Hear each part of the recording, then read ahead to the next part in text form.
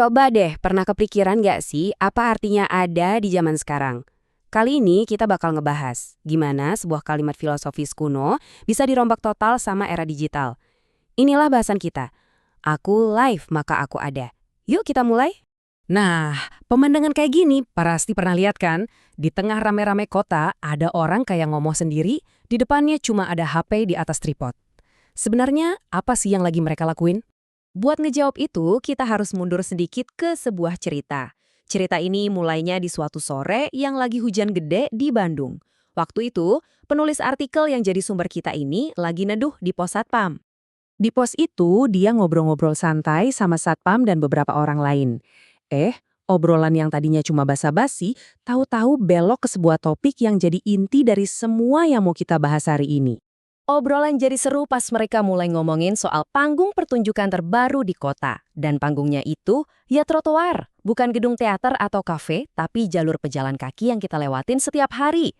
Inilah panggung barunya para kreator digital.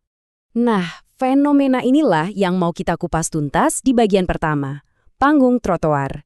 Yuk, kita lihat gimana ruang publik yang biasa-biasa aja ini bisa berubah jadi sesuatu yang benar-benar baru. Jadi, apa aja sih yang kejadian di panggung trotoar ini? Pertama, ada yang nyanyi, joget-joget, tapi penontonnya tuh di dunia maya. Kedua, tujuannya seringnya buat dapat donasi digital atau saweran gitu. Ini kan secara nggak langsung mengubah trotoar jadi kayak set produksi dadakan. Dan akhirnya, jadi ngeblur banget batas mana pejalan kaki, mana yang lagi perform. Dan ini nih yang bikin jadi dilema. Di satu sisi, trotoar itu kan buat kita jalan kaki, biar aman, nyaman.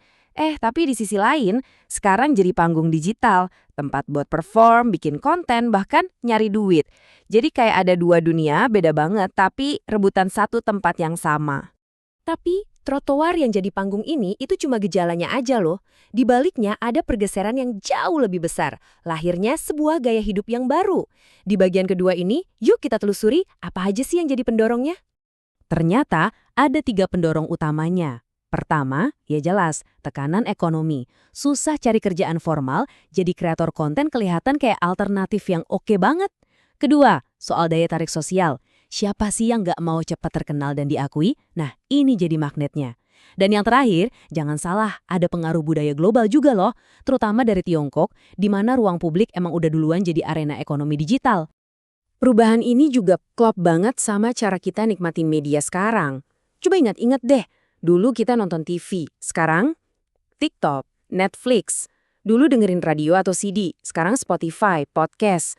Dulu baca koran, sekarang tinggal scroll timeline feeds aja. Ini bukan cuma soal teknologi, tapi kebiasaan kita yang benar-benar berubah. Nah, kebiasaan baru ini ngebentuk sebuah kultur digital yang khas. Bisa kita lihat resepnya di sini. Konten yang nampol tuh harus serba instan dan visual banget. Dua ini paling dominan. Terus harus bisa nyentuh emosi dan kerasa personal, individual. Ini dia formulanya. Tapi ya namanya juga koin. Ada dua sisi. Sisi gelapnya juga ada.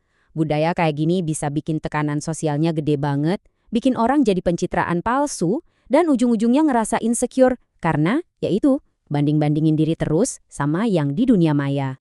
Oke. Tapi semua ini kan nggak mungkin kejadian gitu aja kan? Ada mesin raksasa yang gerakin semua ini.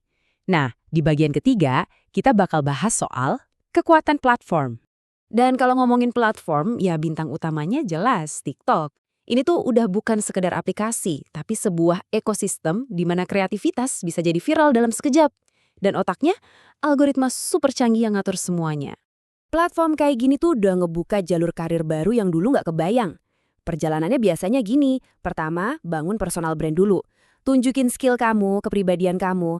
Terus kalau udah, tarik followers dengan konten yang bikin mereka betah. Nah, kalau udah berhasil, langkah terakhir monetisasi.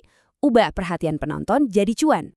Dan platform-platform inilah yang bikin tren-tren ini meledak. Video pendek kayak Reels dan Shorts, live streaming yang interaktif di mana penonton bisa ikutan, sama filter-filter augmented reality yang bikin konten jadi makin macam-macam. Sekarang yuk kita intip lebih dalam lagi. Kita coba bedah apa yang ada di balik layar. Di bagian ini, kita bakal kupas kekuatan tak kasat mata yang ngatur apa yang kita lihat tiap hari di timeline. Pertanyaan besarnya, Sebenarnya siapa sih yang nentuin sebuah konten bakal viral? Hoki doang? Atau ada dalangnya? Jawabannya algoritma.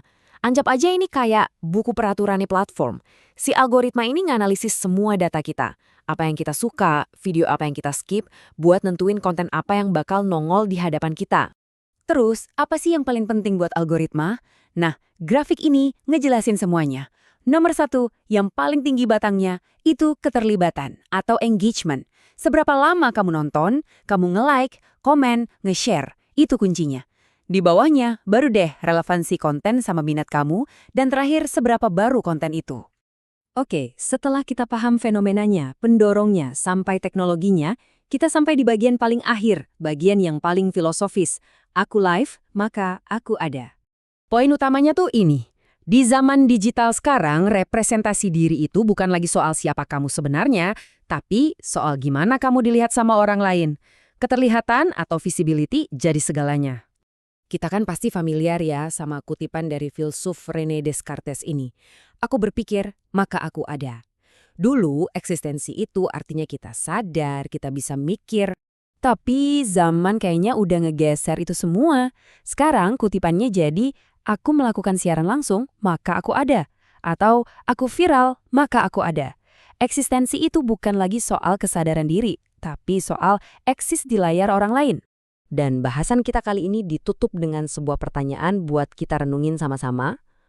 Kalau panggungnya adalah layar dan buktinya adalah keterlihatan, apa sih artinya benar-benar ada?